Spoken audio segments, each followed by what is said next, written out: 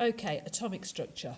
We think we know what an atom looks like. We think it's got these positives and neutral things in the middle, protons and neutrons, with electrons orbiting somewhere around the outside. Okay, they'd be much further away in reality.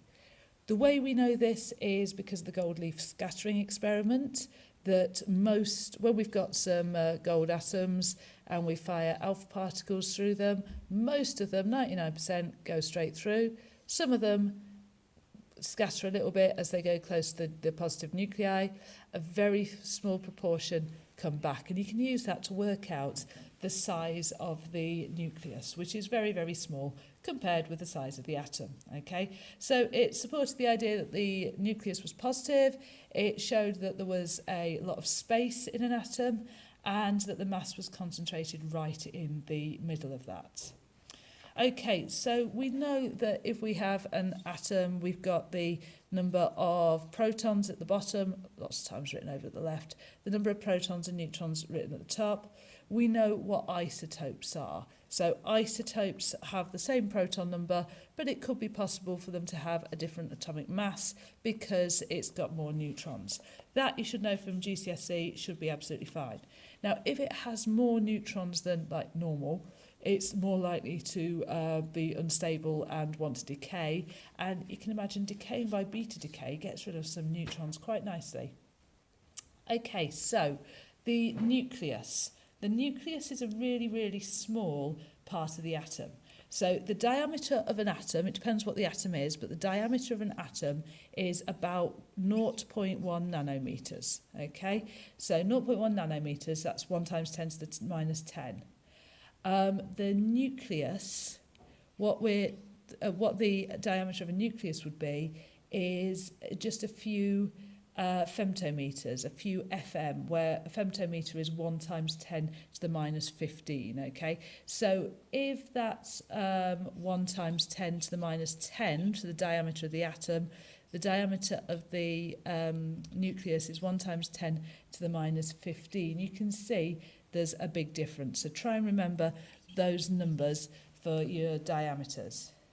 Now, if we want to know the size of the nuclear radius, the radius of the nucleus is proportional to the number of nucleons. Remember, this A here, where we had our atom, this is the number of nucleons. So for this atom, it would be 12. So the radius is proportional to that. And we can put to the cube root of that. It comes from if we said that an atom was a circle, the volume of it would be 4/3 pi r cubed, wouldn't it? And as the volume would increase with the amount of nucleons, so as the volume increases, that's where the cube root thing comes from. Okay, so we've got that. We can put a constant in there, R0. That's the size of R0, and that's how we can find the radius of a nucleus from the amount of protons and neutrons that's there.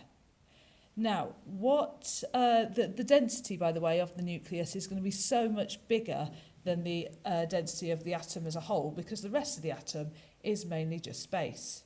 Now, what keeps the atom together? Well, it's this strong force, okay? So the strong force keeps it together. Now, it's got to be, there's got to be a force, because if not, if we just had a couple of protons stuck there, those protons would want to be repelling. So we've got electrostatic force trying to get it to repel.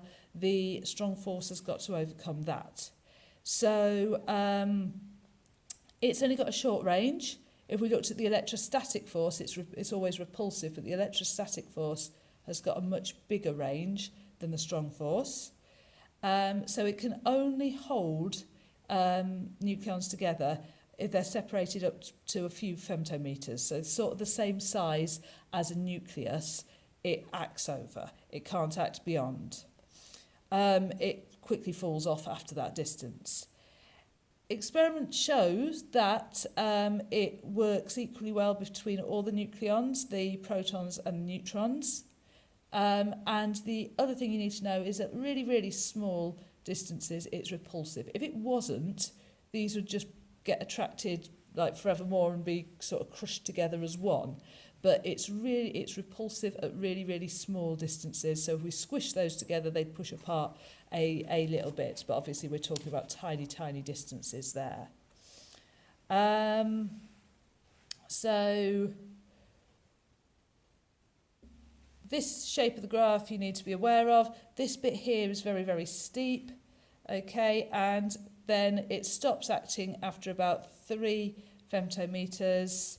It's about 0.5 femtometers where it becomes attractive. So that's the basic stuff about the nucleus.